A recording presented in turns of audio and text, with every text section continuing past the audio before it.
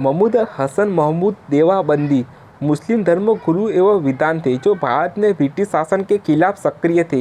उनके प्रयास और चतुर्बुद्धि के लिए उन्हें केंद्रीय खिलाफत समिति द्वारा शेख अल हिंद का शेख शिष्य दिया गया था। महमूद अल हसन का जन्म 1851 में बरेली शहर में एक विद्वान परिवार में हुआ था।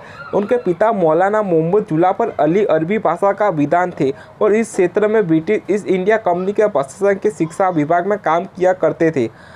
हालांकि स्कूल में अपने काम पर ध्यान केंद्रित करते हुए मौलाना महमूद अल हसन ने ब्रिटिश भारत और दुनिया के राजनीतिक माहौल में रुचि विकसित की।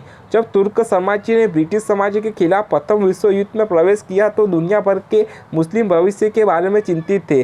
तुर्क साम्राज्य के सुल्ताना को जो इस्लाम का खलीफा था और वैश्विक मुस्लिम समुदाय के धार्मिक नेता थे, खिलाफत संघर्ष के रूप में जाना जाता है। इसके नेताओं ने मोहम्मद अली और शौकत अली ने पूरे देश में विरोध प्रदर्शन किया। महमूद अल हसन मुस्लिम छात्रों के आंदोलन में शामिल होने के लिए प्रोत्साहित करने में उत्साहित थे। हसन ने भारत के भीतर और बाहर दोनों और ब्रिटिश शासन के खिलाफ शास्त्रीय क्रांति शुरू करने का प्रयास का आयोजन किया।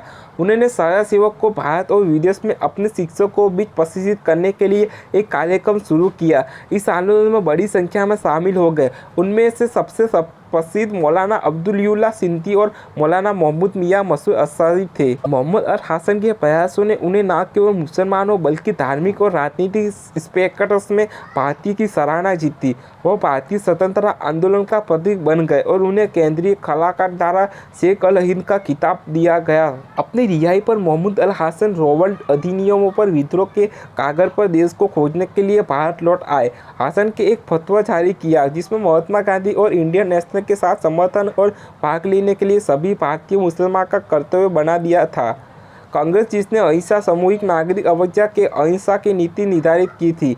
इन्होंने भारतीय राष्ट्रवादी हकीम अजमल खान मुकब्बर अबर असरी स्थापित किया।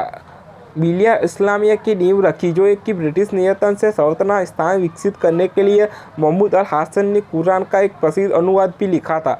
महमूद अल हसन का 30 नवंबर 1920 को निधन हो गया।